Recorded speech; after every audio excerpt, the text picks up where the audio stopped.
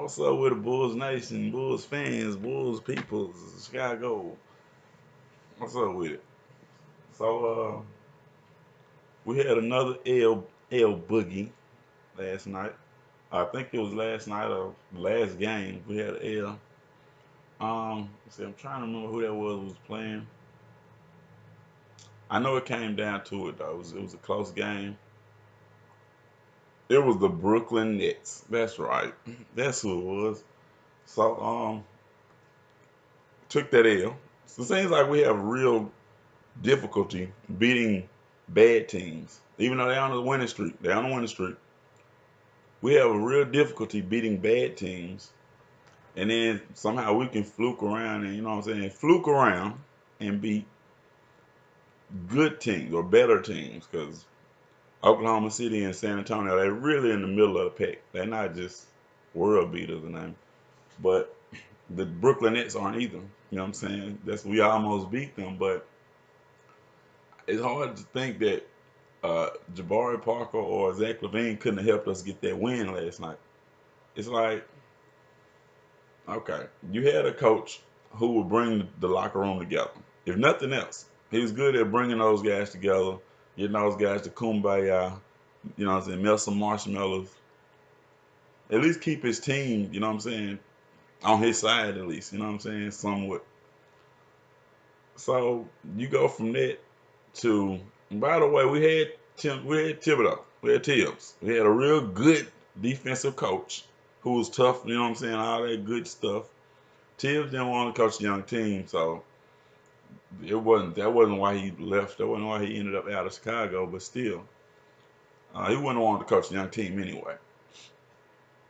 Part of the reason is because you can't do the tough, the tough beat you down, then build you up stuff with those young players. They're a different generation, totally different generation. Even from Jimmy Butler, they're almost a different generation from there. So to think you're gonna go in there and lay down the hammer, exclude the two leading scorers on your team, and then start winning games behind it. Like, I don't know if the rest of the team is playing hard for them. I feel like Chris Dunn, those guys, they play hard for themselves. They play hard because they play basketball, they get paid, and they're gonna play hard regardless. It don't matter who over there on the on that seat right there. Um, but now you just gotta think. Like I done said it before, and I'm saying it harder. The more the games go by, the more we lose, and they keep making the wrong decisions. Why not just let Hoiberg coach some of his guys for 10, 12 games? You know what I'm saying? Like, why not wait till the guys got healthy? I'm still confused on it. I feel like if Hoiberg would have had those guys, and even if I'm still cool with the firing, if Hoiberg would have had this team, bro, we'd have had at least 4 more wins by now. If Hoiberg still is the coach, we have 4 more wins now. I know that. You know what I mean? Because we got our players back. They've played well. They just haven't been coached well. In fact, I don't know what his scheme is either. But they were close to beating Brooklyn. Lay down the stretch, they did the same thing they've been doing in the Hoiberg. They turned the ball over. Justin Holiday. You have to understand the pieces on the Chicago Bulls aren't bad pieces. People keep saying like, oh, they got a bad team. Yeah, nah, not really, bro. Like you look at the rosters of every team, they're not that bad. The parts that are bad are the Robin Lopez parts and the Justin Holiday parts. Because these are older bad players. You know what I mean? To have a younger player that's kind of making mistakes here and there, turning the ball over at the end of the game. A young player, you might accept that out of a player that's 30 years old, you don't really want to accept that. That makes your team bad. You know what I'm saying? Now your team's bad because the older guy is teaching the younger guy his habits. So it's like, what I mean? I've been said we should trade Justin Holiday. We should trade Robin Lopez. We should get them away from the team somehow. I'm not saying like away from the locker room, just saying away from the court. They shouldn't touch the court. Justin Holiday, of course, he can shoot, so you can find spots to put him in, but the sheer volume in which they use him, as opposed to using a younger Antonio Blakeney or somebody that can learn, grow, get better, develop, who still who still hasn't shown you that he can't do that. You know what I mean? With Justin Holiday, again, he's 30 years old. He's basically shown you everything he's going to show you. If he shows you more, you know what I mean, it'll be the exception, not the rule. So it's like, why would you keep Robin Lopez, Justin Holiday in the lineup, take out your 22 and 23-year-old Zach LaVine and Jabari Parker out of the lineup? Like, bro, you don't want your coach to divide your team. If a coach comes in and he divides the team, I mean, Nick Saban can do that. Greg Popovich can do that, and he probably wouldn't. Um, Larry Brown, maybe. I don't even know if I would let Larry Brown do it. You know, what I mean, it's a few names, few choice names that you might be okay with letting them blow your team up. I wouldn't let John Gruden blow my team up. Just a side note, just saying. But you know, what I mean, it's a few names that you trust. Bill Parcells, Bill Belichick. You trust them that they can build this team up so much better than what it has been in the past. You know what I mean? If you get that confidence from Jim Boylan and what you're seeing out of the team, I question your basketball IQ. You know what I'm saying? I mean, even the analysts, the pundits, they're not saying necessarily accurate things about Chicago, but they don't believe in Jim Boylan. Nobody believes in that strategy that he's implementing. You know, nobody believes in the shock and awe strategy. That doesn't work. These are grown men. You have to respect them as such. These are grown, paid men. So I mean, it's nothing to take a year off. I could take a year off. Go practice at home. Anybody could take a year off, especially of basketball. Like that's not even the same as football. You know, what I mean, you have to be in football shape.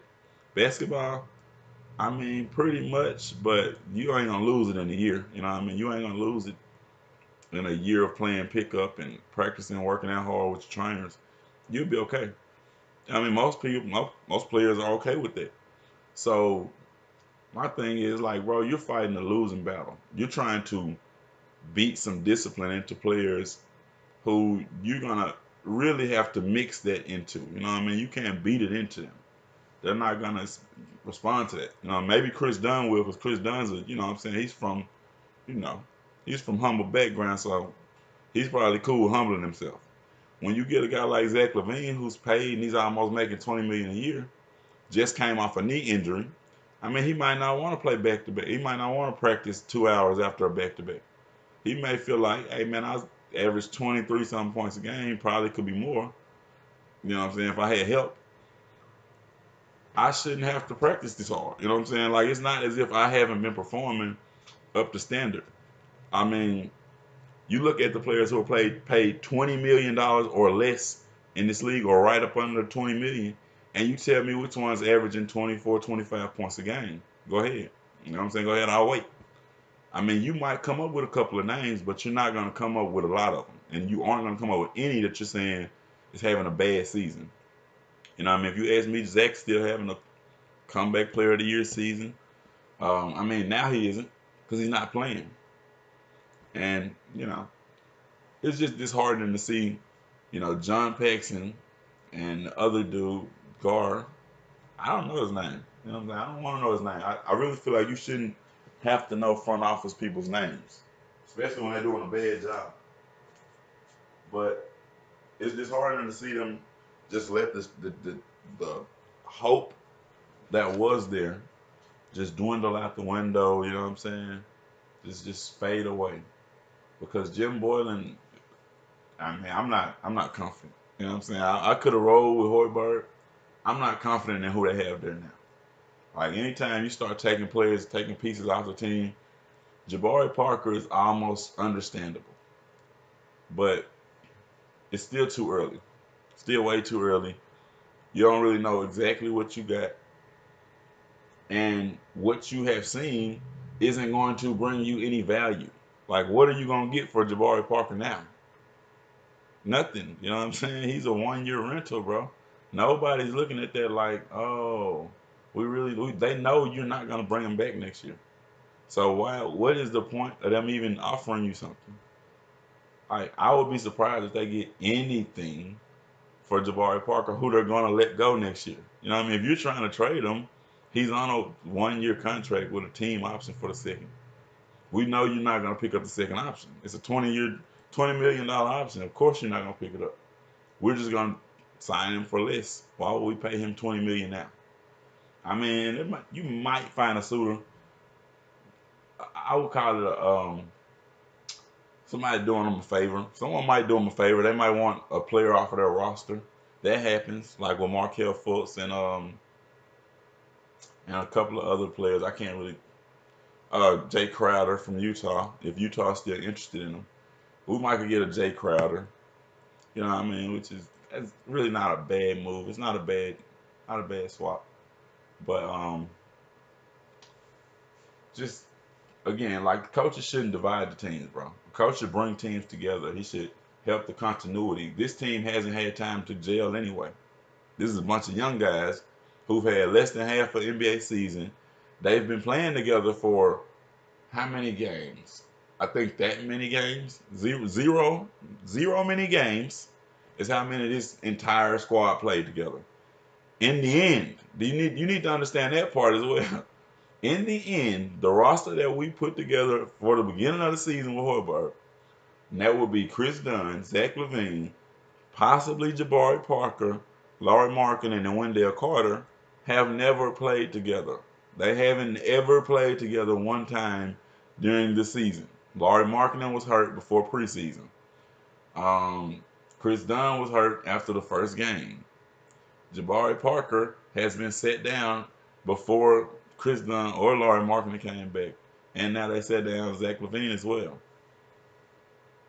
You know what I mean? Blake's off the bench. Bobby Portis got hurt. So when you talk about continuity and bringing the team together, I don't know what gives them the confidence in this guy to think that he's gonna do that. Like, bro, you already broke up a team that wasn't like the problem wasn't that I'm sorry, bro. Like it wasn't that they weren't playing hard. That can't be the problem. How many games did they lose by less than 5 points? It can't be that you're not playing hard. It can't be the situation, you know what I'm saying? Defensively, could you do better? That defensive coaching would help that. A good defensive coach should help that. I've seen bad defensive players go to looking like good defensive players under Greg Popovich. You seen Rudy Gay look like a really good player under Greg Popovich. You seen other players transition into decent defensive players. They still have decent defense on the team. That's called coaching, bro. That's not we need to replace the players. You know what I mean? And I know Jabari Parker and Zach LaVine's got kind of diva attitudes. Not so much Zach LaVine. Jabari Parker's more so of a diva. Um, so I'm sure the practices and all the tough guy talk, you know what I'm saying? It probably rubbed him the wrong way. Who does that not rub the wrong way, bro? Do you think LeBron James will sit back while somebody else was saying, if they're not playing hard, I'm not gonna play them? You know what I mean? Like nobody's gonna be cool with that, bro. No NBA star, no NBA player worth his merit is gonna be cool with you just clapping away losses, making us lose by 56 points, so other people can question us about that. Like Zach LaVine, why did you guys lose by 56 points? Because I played 15 minutes. Because me and a couple of other key players only played under 20 minutes. You know what I mean? Like we didn't have a chance to make the game stay close. Our coach crippled us. Hey man, listen. You keep on letting people cripple your team. I told you that Luka Doncic is down here. You know what I'm saying? Luka, and they got Dennis Smith Jr. I could easily do Dallas Mavericks. Listen. I mean, because the frustration for the fans has got to be building. It's like, bro, who is this guy? Who is this Lemon that you have in here ruining my team, throwing away the little glimmer of hope that we might have had? Like, listen, Chicago's got a glimmer of hope, bro. We had a glimmer of hope. And now you saying the guys just going to cut the light off, no glimmers, nothing. We don't have any glimmers. We're not going to play Zach LaVine. We from now on are relying on Laurie Markkinen, Chris Dunn, and Ryan Arcidiacono to win games for us. You know what I'm saying? Bobby Portis is helping, but I mean, bro, the spirit of the team is dead. They gonna have to they gonna have to make a move, and they need to make it before All-Star break. Like they're gonna have to make a move. Not just trading Jabari Parker. That's not gonna help your team unless you get Jay Crowder, who can help defensively. But under a coach who's an asshole, bro, like you're not gonna get the most out of any players. That coach is an asshole. I know this because he clapped after a 56-point loss. I know this because he set players based off how hard he thought they were playing. Even though the game was, in reach, the game was still manageable. You know what I'm saying? To me, a 15-point game with more than 5 minutes left, that's manageable, bro. You can still come back and win that game. Your backups can't. They won't, especially when you're already depleted. Um, you know, I don't know, man. I don't know. The frustration's got to be mounting now. For real. To throw away a player that's averaging 20 plus points a game on a team that's really bad, the guy's been getting double teamed all year, really hasn't complained. You know what I mean? Really, there hasn't been a lot of complaining out of that guy. You haven't heard a lot of complaining from Zach LaVine until this new booty coach comes in here and he wants to do 2.5 hour practices. And the funny part is the analysts are acting as if that's normal. They normally do 2.5 hour practices. I mean, that guy been in the league 4 years, bro, and he ain't seen them doing that. It can't be that normal. He was over there with Coach Tibbs. He was over there with Thibodeau. And he ain't used to a 2.5 hour practice after back-to-back games. So, all right, you can make all of these little snidey little remarks you want, bro. But at the end of the day, if the tough coach who's had success doesn't implement these weird strategies that you're trying to implement, and you haven't had any success, including your start to this season, like you've had more than Hoiberg had and lost more. You still lost more games, you know what I'm saying, per percentage wise than Hoiberg. That's sad, bro. Like we can go get Hoiberg back. Just call Hoiberg back. No shame. Hoiberg, come on back. Coach your guys. Coach your team that you helped us, you know what I'm saying, that you approved. Let's coach these guys and see if maybe we can squeeze some more wins out because losing to the Brooklyn Nets, bro, losing to some of these other teams is like, I don't know. To me, it's a slap in the face, a total slap in the face of the whole fan base of Chicago. Because I mean, you had a coach that we could already, you know what I'm saying, talk shit about. We could have kept him to the end of the season if that's what you wanted to do. Like if you wanted to just tank it out, we could have kept Hoiberg and seen how that tank thing worked. To bring Jim Boylan in and let him tank it up, I just don't get. I don't get it. I guess we're gonna go get R.J. Barrett. That's the plan now. I tell you, a bad coach is a bad coach, bro, and he ain't gonna be able to. You know what I'm saying? He ain't gonna be able. LeBron James didn't win a championship until he got away from his bad coach.